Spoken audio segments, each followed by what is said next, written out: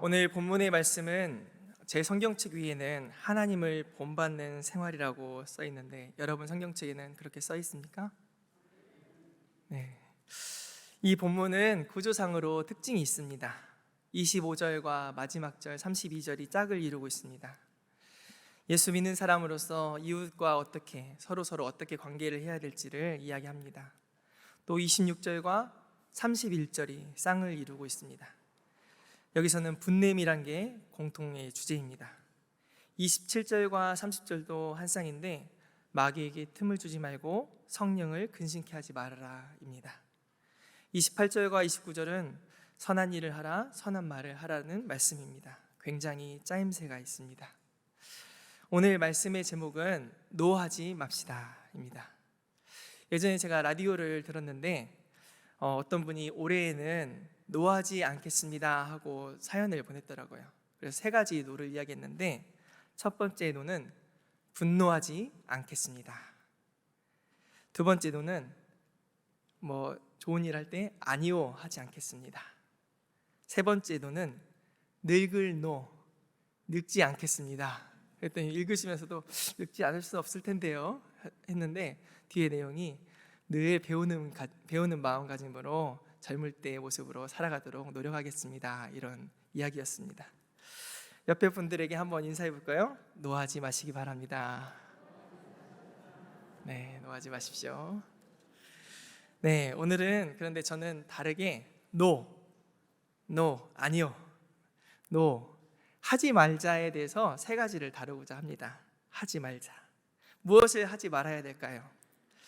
오늘 말씀의 첫 번째 하지 말아야 될 것은 바로 거짓말입니다. 거짓말이 좋은 것입니까? 나쁜 것입니까? 하나님은 거짓말을 싫어하실까요? 좋아하실까요? 잠언 12장 22절에는 거짓 입술은 여호와께 미움을 받는다 이렇게 말합니다.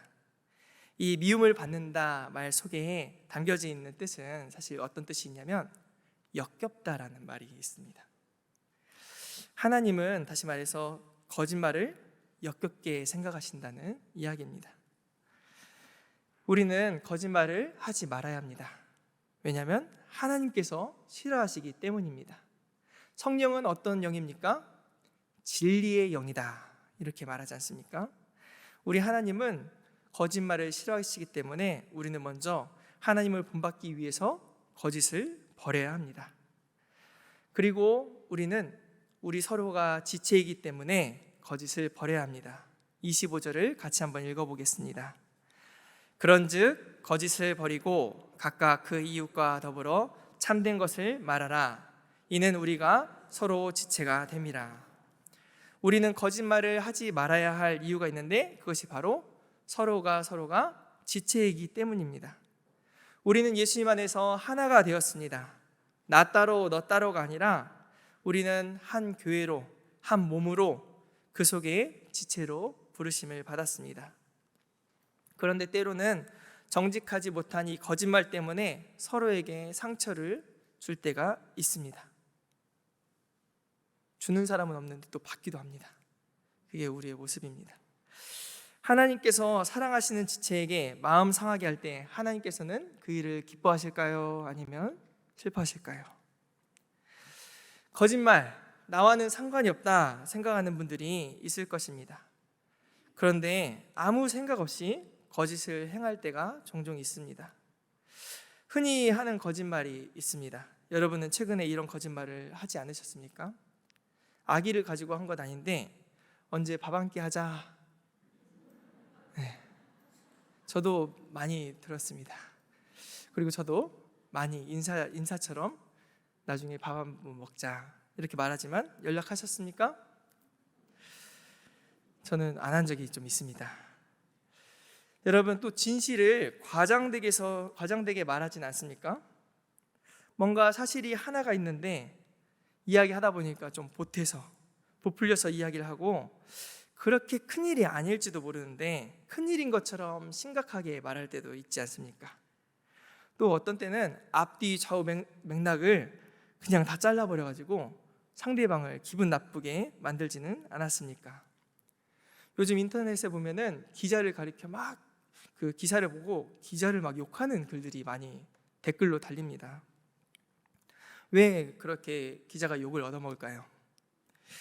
딱 자극적인 말 하나, 이거 하나를 편집해가지고 때로는 어떤 사람이 그렇지도 않은데 정말 나쁜 사람인 것처럼 매도해버리는 그런 제목을 붙여버립니다.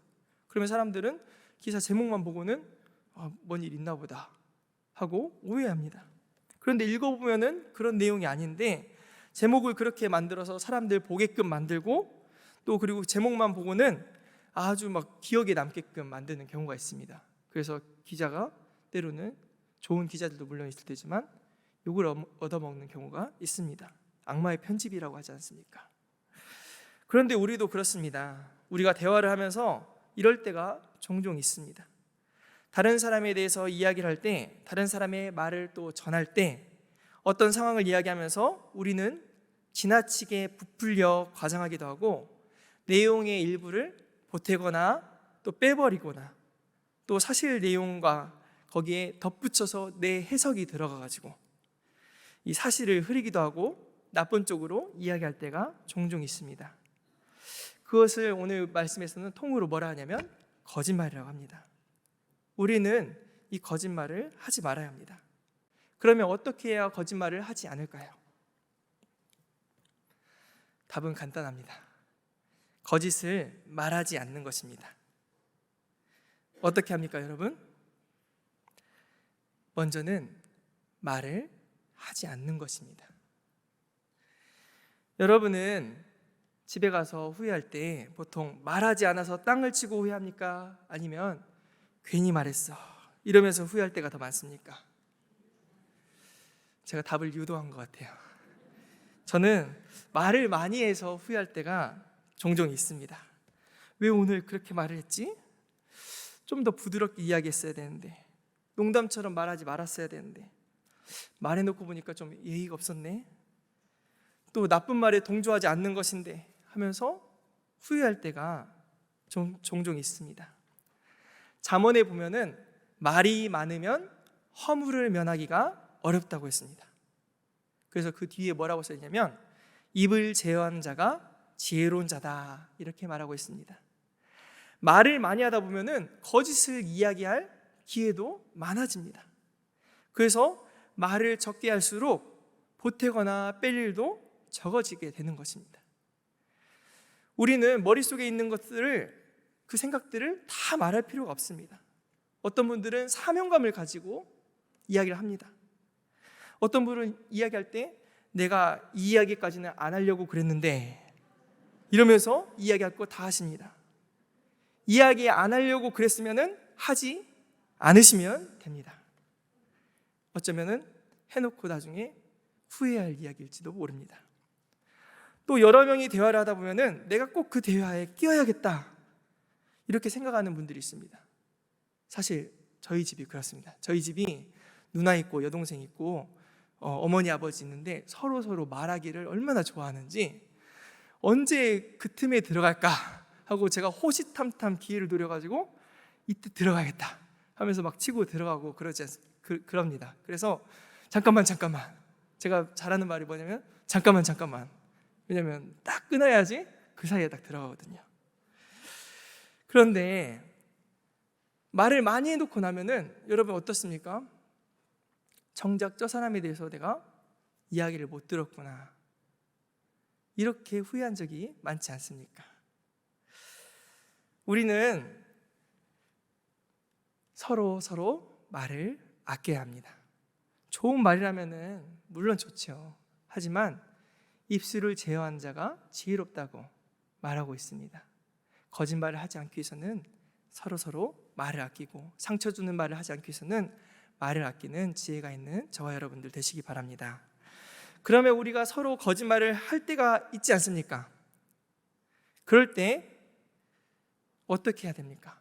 상처를 줄 때도 있습니다. 어떻게 해야 됩니까? 아까 짝을 이루는 말씀이 32절인데 한번 읽어보도록 하겠습니다.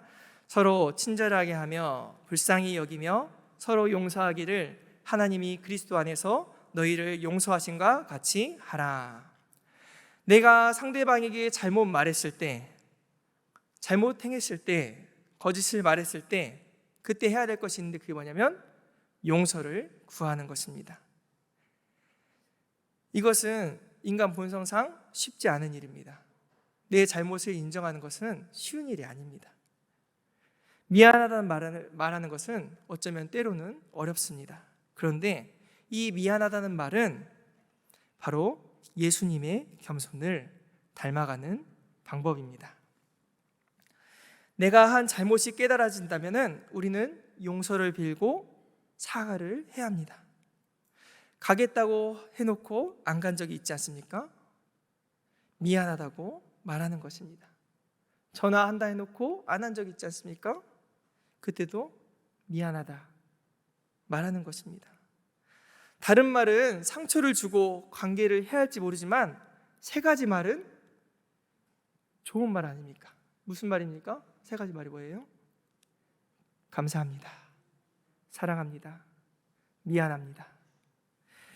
이 세 가지 말은 서로를 세워주고 관계를 회복시키는 말이라고 할 수 있습니다. 이것은 서로를 위한 일입니다. 그렇게 할 때 어그러졌던 관계가 회복되는 것입니다. 또한 상대가 잘못하는 경우도 있습니다. 그럴 때는 오늘 32절 말씀처럼 친절하게 하며 불쌍히 여기며 서로 용서해 줘야 합니다. 왜 그렇습니까? 그것은 우리가 서로 지체, 한 공동체이기 전에 하나님께서 우리를 그리스도 안에서 용서하시고 용납하시고 사랑해 주셨기 때문입니다. 또한 이것이 서로를 위한 것이고 하나님을 본받는 삶이기 때문입니다. 서로 용서하시기 바랍니다. 두 번째 노는 뭐냐면 분노하지 맙시다. 분노가 좋은 것이라면 아마 성경에 항상 분노하라 이렇게 써 있을 것입니다. 그런데 오늘 말씀에는 분을 내어도 죄를 짓지 말며 해가 지도록 분을 품지 말라고 했습니다. 여러분, 그런데 하나님도 분노하시는 하나님이라고 하지 않습니까, 여러분? 그런데 맞습니다. 하나님도 분노하시는 하나님이십니다. 그런데 하나님이 분노하시는데 하나님께서 시도 때도 없이 분노하시는 것이 아니라 분노하시는 경우가 딱 하나가 있습니다. 그게 무엇이냐면 죄악에 대해서 분노하십니다. 하나님의 그 분노는 심판으로 또한 나타나십니다. 노아 홍수 때에도 죄악이 관영하더니 하나님이 참으시고 기다려주시다가 결국은 심판으로 홍수를 내렸습니다. 출애굽한 이스라엘 출애굽을 할 때 뒤에서 치던 치사한 아말렉이 있었습니다. 그때 하나님이 분노하시고 뭐라고 하십니까? 그런 경우가 별로 없는데 그들을 이 땅에서 진멸해버려라 이렇게 말씀하셨습니다. 시내산 밑에서 금송아지들을 만들던 백성들에게 하나님께서 불같이 화를 내십니다. 하나님은 이렇게 죄에 대해서 분노하시고 또 심판하십니다. 그런데 여러분, 저와 여러분은 무엇 때문에 분노하십니까? 누구에게 화를 내십니까? 하나님은 진리이시기 때문에 화를 내실 때에도 판단 기준이 명확합니다. 하지만 우리 인간은 때로는 화를 낼 때도 나의 기분에 따라 화를 낼 때가 있습니다. 판단 기준도 불명확합니다. 나는 화내는 이유가 분명하다고 생각하지만 옆에서 보면은 왜 저렇게 화를 내? 이럴 때가 있지 않습니까? 또한 우리의 분노는 좋은 쪽으로 시작했다가도 잘못된 방향으로 흐를 수가 있습니다. 또 죄로 흘러버릴 수도 있습니다. 노아는 홍수 때 건짐을 받았습니다. 그리고 홍수 끝나고 포도 농사를 시작했고 포도가 이제 재배가 되자 포도주를 만들어서 거하게 취했습니다. 그래서 어떻게 됐습니까? 옷을 홀라당 벗어버리고 누워 있었습니다. 그때 그것을 본 사람이 누굽니까? 아들 함이 보았습니다. 함이 보고는 깔깔깔깔 웃었습니다. 셈과 야벳은 그 소리를 듣고 아버지의 하체를 보지 않으려고 와서 잘 덮어줬습니다. 나중에 노아가 그것을 알고 불같이 화를 냈습니다. 혼을 냈습니다. 아들을 따끔하게 야단친 것까지는 좋았는데 그 다음 노아는 어떻게 했습니까? 가나안의 아비 함을 저주해 버립니다. 우리의 분노는 그냥 분노에서 그치는 것이 아니라 어쩌면 죄로도 이어질 수 있는 것입니다. 모세를 기억하실 것입니다. 모세가 무리바에서 바위를 쳐서 물을 낼 때 모세가 어떤 실수를 저지릅니까? 여러분, 모세를 한번 생각해 보십시오. 맨날 불평불만 원망하는 이 이스라엘 백성들을 대할 때 어땠겠습니까? 모세가 얼마나 많이 참아주고 얼마나 그들 위해 기도해주고 그런 게 아니야 하면서 막 타일렀지 않았겠습니까? 그런데 그렇게 여러분, 누구한테 한 것입니까? 사실 하나님한테 한 것인데 백성들이 하는 원망 불평을 누가 들었습니까? 모세가 들었습니다. 모세가 하루 이틀도 아니고 몇십 년을 들었을 것입니다. 들을 때마다 아마 모세는 타이르고 그랬지만 아마 본인은 힘이 쫙 빠졌을 것입니다. 죄를 지을 때마다 하나님, 우리 백성들 대신해서 제가 회개한다고 용서를 빌고 불평, 불만, 원망 이 소리를 다 듣고 하나님이 심판하실 때마다 그러지 말라고 하나님을 다독이고 그랬습니다. 그런데 무리바에서 물이 없어서 불평하던 이스라엘 백성을 향해서 하나님께서 모세에게 이렇게 말씀하십니다. 지팡이를 가지고 가서 백성들 앞에서 바위를 향하여 말해라. 바위야, 물을 내라. 그러면 바위에서 물이 나올 것이다. 그런데 그동안은 모세가 참고 인내하고 그랬는데 그날은 터져버렸습니다. 이 반역자들아, 우리가 너희에게서 이 바위에서 물을 내랴? 하면서 지팡이를 들더니 바위를 2번 쳐버립니다. 그러자 바위에서 폭포수 같은 물이 쫙 쏟아집니다. 그런데 하나님께서 화를 낸 모세에게 이렇게 말씀하십니다. 너는 내 거룩함을 나타내지 않았다. 모세가 그런 책망을 듣습니다. 우리의 분노는 죄로 흘러버릴 수가 있습니다. 처음에는 좋은 뜻으로 따끔하게 말해야지 했다가도 나중에는 어떻게 됩니까? 정죄하고 비난하고 남을 억누르고 그 사람 안 되게 만들고 미워하고 이런 쪽으로 우리는 충분히 흐를 수가 있습니다. 왜 그렇습니까? 죄인이기 때문에 그렇습니다. 그래서 우리는 이것을 늘 조심해야 됩니다. 우리가 분노가 생길 때 자신을 더욱 조심해야 됩니다. 혹시나 이것이 덕이 되지는 않을까? 덕이 안 되지는 않을까? 덕이 될 것인가? 고민해야 됩니다. 전도서 7장 9절에는 이렇게 말합니다. 급한 마음으로 노를 바라지 말아라. 노는 우매한 자의 품에 머무느니라. 오늘 말씀에는 보니까 해가 지도록 분을 품지 말라고 했습니다. 어떤 주석을 살펴보니까 해가 질 때는 이스라엘의 하루의 시작이다 하면서 이 말씀을 풀었더라고요. 달리 말하면 해가 지도록 분을 품지 말라는 말은 그 다음 날이 되도록 하루의 시작을 또 분을 품으면서 시작하지 말라는 뜻입니다. 그래서 여러분, 노하지 마시기 바랍니다. 세 번째 노는 무엇이냐면, 뭘 하지 말아야 되냐면 마귀로 틈을 주지 말아야 합니다.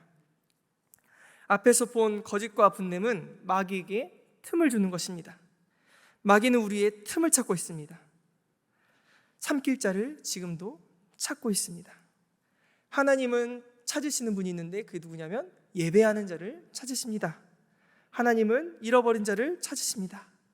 마귀는 그런데 예배 못하게 하려고, 하나님과 멀어지게 하려고 틈을 자꾸만 노리고 있습니다.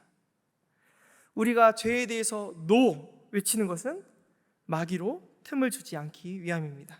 왜 그렇습니까? 죄에는 점진성이 있기 때문입니다. 우리가 시편 1편 여러분 다 외우고 있지 않습니까? 복 있는 사람은 악인들의 꾀를 따르지 아니하며 죄인들의 길에 서지 아니하며 오만한 자의 자리에 앉지 아니하고. 처음에는 따를까 말까 하다가 따르다가도 나중엔 그 길 위에 서게 되고 나중에는 그 자리에 앉게 된다는 것입니다. 그래서 마귀는 기가 막히게 틈을 노립니다. 처음에는 우리가 대화를 하다가도 그 사람 하면서 이야기를 할 수가 있습니다. 그런데 어떤 사람에 대해서 이야기를 하다가도 대화를 계속하다 보면은 처음에는 비방할 생각이 없었는데 그 사람 흠을 한번 나오면은 맞아 그 사람 옛날에도 그랬어, 예전에도 그랬어. 그리고 막 이것저것 갖다 붙이다 보면은 시간이 지나면은 그 사람은 아주 천하의 몹쓸 놈이 되는 경우가 있지 않습니까? 이것은 어쩌면 마귀로 틈을 타는 것입니다. 독일에 가면은 베를린에 바벨 광장이라는 곳이 있다고 합니다. 그곳에는 1933년 나치의 분서 사건, 나치가 책을 몽땅 모아서 태워버린 사건을 기념하기 위한 조형물이 있는데 그것은 사면에 텅 빈 책장입니다. 광장 한가운데 120cm, 120cm 되는 가로 세로가 되는 유리가 바닥에 놓여 있습니다. 그 바닥을 들여다보면은 책장이 사면에 이렇게 되어 있는데 그곳에 책은 한 권도 없습니다. 나치의 그 분서 사건을 기념하기 위해서 그렇게 만들어 놓은 것입니다. 그리고 그 앞에 동판에는 이런 글귀가 쓰여 있다고 하는데 하이네의 희곡 알만조르의 대사 중에 한 글귀입니다. 책을 불태우는 자는 마지막엔 사랑까지 태울 것이다. 여러분 어떻게 됐습니까? 책을 불태우던 나치는 나중에는 지식인들을 추방해 버렸습니다. 그 이후 사람들을 어떻게 되는지 여러분들은 다 아실 것입니다. 악은 이렇게 틈이 생기면은 발전하게 되는 것입니다. 그래서 예수님은 산상수훈에서 이런 말씀을 하셨습니다. 제가 공동번역으로 한번 읽어보겠습니다. 살인하지 말라는 말을 너희가 들었으나 나는 이렇게 말한다. 자기 형제에게 성을 내는 사람은 누구나 재판을 받아야 하며 자기 형제를 가리켜 바보라고 욕하는 사람은 중앙법정에 넘겨질 것이다. 또 자기 형제더러 미친놈이라고 하는 사람은 불붙는 지옥에 던져질 것이다. 여러분, 형제를 욕하는 것이 지옥에 던져질 만큼 큰 일입니까? 아닐지 모릅니다. 하지만 형제를 바보라 욕하고 성내고 그랬던 것이 얼만큼이나 발전하게 될 것인지 예수님은 아셨던 것입니다. 그래서 우리는 악이 조금이라도 틈타지 못하도록 늘 조심해야 하는 것입니다. 이와 짝을 이루는 말씀이 30절이라고 했는데 30절에 보면은 성령을 근심하게 하지 말라 말하고 있습니다. 여러분, 부모님이 걱정하는 아이가 있습니다. 부모님은 자녀를 걱정합니다. 애가 어떻게 학교 잘 다니려나? 걱정합니다. 친구와 잘못 지내면 어떡하지? 이런 걱정도 합니다. 우리 동화에 보면은 청개구리의 어머니는 청개구리를 너무 걱정했습니다. 그래서 맨날 거꾸로 알아듣는 버릇이 있으니까 이렇게 말했죠. 내가 죽으면 어디에? 물가에 묻어달라. 이렇게 하지 않았습니까? 여러분, 어린아이가 불을 가까이 하면은 여러분 어떡합니까? 얼른 데리고 와야죠. 왜 그렇습니까? 혹시나 불에 닿을 수가 있기 때문에 걱정을 하는 것입니다. 걷기 시작한 아이가 아장아장 걷는데 찻길 쪽으로 갑니다. 어떻게 하겠습니까, 여러분? 까딱 위험할 수 있으니까 붙잡지 않겠습니까? 우리는 죄로 향해 가고 있지는 않습니까? 성령님도 우리 어버이처럼, 우리 부모님처럼 우리를 걱정하시는데 무엇을 걱정하시느냐? 우리가 죄 짓는 쪽으로 가지는 않을까 걱정하십니다. 그래서 성령을 근심하게 하지 말아야 합니다. 여자분들에게 한번 물어보겠습니다. 여러분, 남편이 있는데 나한테는 말도 안 하고 결혼도 안 한 내 친구하고 같이 따로 식사를 했어요. 여러분 어떻습니까? 나랑 친한 친구인데 잘한 것입니까? 잘못한 것입니까? 네, 이건 유도하고 있는 질문인데 네. 잘했다고 생각하는 분도 있을지 모릅니다. 그런데 잘한 것이 아닙니다. 왜요? 선을 넘을지도 모르기 때문입니다. 죄인인 우리는 언제나 죄로 끌릴 수 있기 때문에 그 마지막이 또한 어떻게 될지 짐작이 가고 생각이 되기 때문에 우리는 걱정을 늘 하는 것입니다. 그래서 우리는 성령을 근심하게 하지 말아야 합니다. 자꾸 벗어났던 옛 본성을 찾고 그러면은 성령님께서 근심합니다. 화가 날 일이 있어도 또 얼른 잘 풀어버려야 합니다. 그래야 성령께서는 근심하지 않으십니다. 서로 대할 때 진실을 말하려고 해야 합니다. 거짓을 말하면은 또 성령님께서 근심하십니다. 저와 여러분들은 마귀로 틈타지 못하게 사시는 우리가 되기를 원합니다. 하지 맙시다만 3개 말하니까 오늘 좀 부정적으로 흐른 것 같은데 하라는 것도 있습니다. 무엇을 해야 합니까? 28절을 보십시오. 도둑질하는 자는 다시 도둑질하지 말고 돌이켜 가난한 자에게 구제할 수 있도록 자기 손으로 수고하여 선한 일을 하라. 29절을 읽겠습니다. 무릇 더러운 말은 너희 입 밖에도 내지 말고 오직 덕을 세우는데 소용되는 대로 선한 말을 하여 듣는 자들에게 은혜를 끼치게 하라. 한마디로 말하면 선한 일을 행하고 선한 말을 하라는 것입니다. 여러분, 우리가 수고하여 돈을 버는 첫 번째 이유가 있습니다. 그게 무엇입니까? 도둑질하지 않기 위해서입니다. 돈이 없으면은 우리는 남의 것에 눈이 갑니다. 장발장이 나빠서 그렇게 했겠습니까? 조카가 굶어 죽고 있으니까 빵이라도 훔쳐서 주려고 도둑질한 거 아닙니까? 그래서 우리는 손으로 수고하여 돈을 버는 것입니다. 그런데 또 돈을 벌고 일하는 목적이 있습니다. 그게 무엇이냐면 다른 사람을 돕기 위해서, 선한 일을 힘쓰기 위해서 우리는 일하고 돈을 버는 것입니다. 세상 사람들은 어떤지 몰라요. 하지만 우리는 그 일을 위해서 부르심을 받았습니다. 성경은 뭐라고 합니까? 하나님의 사람으로 온전하게 하여 모든 선한 일을 행할 능력을 갖추게 하려 합니다. 성경을 읽으면은 선한 일을 행할 능력을 탑재하게 된다는 것입니다. 갖추게 된다는 것입니다. 제가 아는 분은 늘상 왼쪽 호주머니에 3,000원, 5,000원을 갖고 다닙니다. 왜 그러냐면 그 선배였는데 그 선배가 하는 이야기가 예전에 누가 가난한 사람이 돈을 달라고 했는데 자기가 아무리 털어도 돈이 없었다는 것이. 그런데 그 사람에게 뭔가 줄 것이 있어야겠다 생각해서 내가 보기에 나는 3,000원 정도는 괜찮다.